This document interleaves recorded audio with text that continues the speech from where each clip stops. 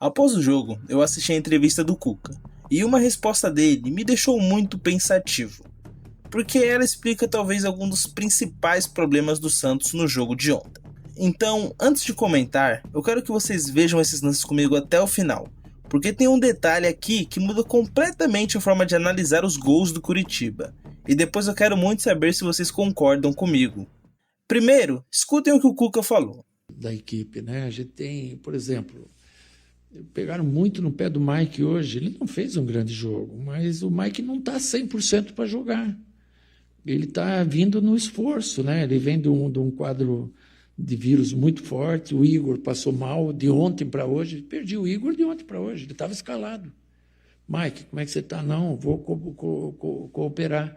Enfim, não serve de justificativa, mas a gente estava com carência ali. Eu não quero aqui atacar nem o Mike, nem o Cuca, tá? Que isso fique bem claro. Isso aqui é só uma análise para tentar entender o que aconteceu.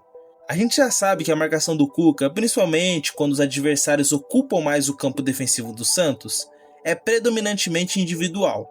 Em alguns momentos ela vira zonal, mas a base dela é individual. E o princípio da marcação individual é simples. Cada jogador é responsável por um adversário, ou seja, você vive de duelos. Se o Neymar perde o duelo dele, ele prejudica o time defensivamente. Mas como normalmente o duelo dele acontece mais longe do gol, o perigo costuma ser menor. Se o Bom Tempo perde o duelo dele, já começa a ficar mais perigoso. Agora, se qualquer jogador da última linha perde o duelo, vira chance clara de gol. E foi exatamente isso no primeiro gol, quando o Lucas Veríssimo perde na velocidade e sai o gol do Coritiba. Só que agora vem a pergunta que não quer calar. Se o seu sistema depende desses duelos físicos, por que colocar em campo um jogador que não está em condição ideal? E aí eu sei que muita gente vai responder, mas não tinha outro lateral. Só que antes de concluir isso, eu queria que vocês olhassem comigo esses dois lances. No segundo gol do Coritiba, percebam como o Santos começa com a linha de 4 formada e o Mike aparece acompanhando ponta do Coritiba. O lance continua, o Lucas Veríssimo erra, a bola sobra para o jogador do Coritiba, o Adonis toma o drible e o atacante chega livre para empurrar para o gol. Mas calma, o Santos tinha uma linha de 4 jogadores.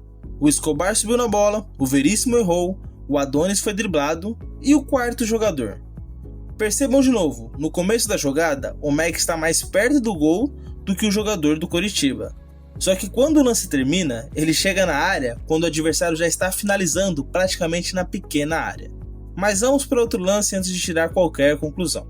Aqui os encaixes ainda estão mais claros, e de novo, o Mike aparece acompanhando exatamente o mesmo jogador do Coritiba. A jogada continua, o Veríssimo escorrega, é driblado, a bola sobra e o Escobar faz o pênalti. Mas olha esse detalhe, o pênalti é justamente no jogador que o Mike estava acompanhando.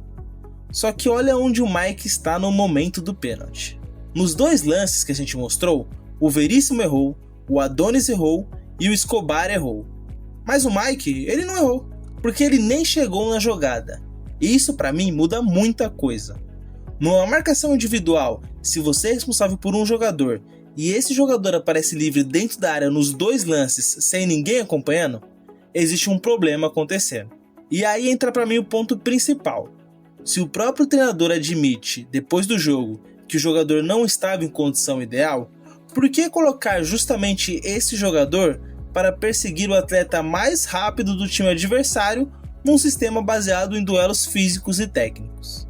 Para mim, Lucas Veríssimo, Escobar e Adonis merecem crítica por terem errado tentando defender. Só que só erra quem está lá para fazer. Quem tentou dar o bote, quem tentou acompanhar o jogador, quem se afobou em algum momento. Agora, quem nem consegue participar da jogada porque fisicamente não acompanha, entra em outro debate. E eu te pergunto, era melhor improvisar alguém de outra posição, mas que tivesse condição de competir, ou colocar um jogador sem condição ideal só porque teoricamente ele é lateral?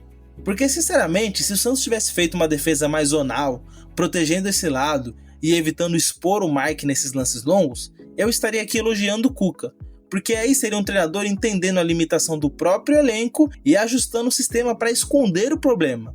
Mas aconteceu justamente o contrário. O Santos enfrentou um time de contra-ataque rápido e colocou um jogador sem condição ideal para marcar o jogador mais veloz do adversário em campo aberto. Então será que a torcida tá pegando pesado com o jogador errado?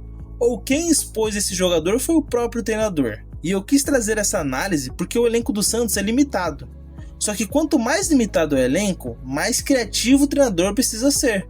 Talvez usar 3 zagueiros, proteger mais o lado direito, mudar a estrutura sem bola. Porque do jeito que foi feito, pareceu muito mais uma aposta para ver se o Curitiba não conseguia explorar uma fraqueza que já estava clara desde o início do jogo. Então você basicamente abriu mão de ter um jogador no campo, só porque ele teoricamente seria da posição que o jogador estava saindo.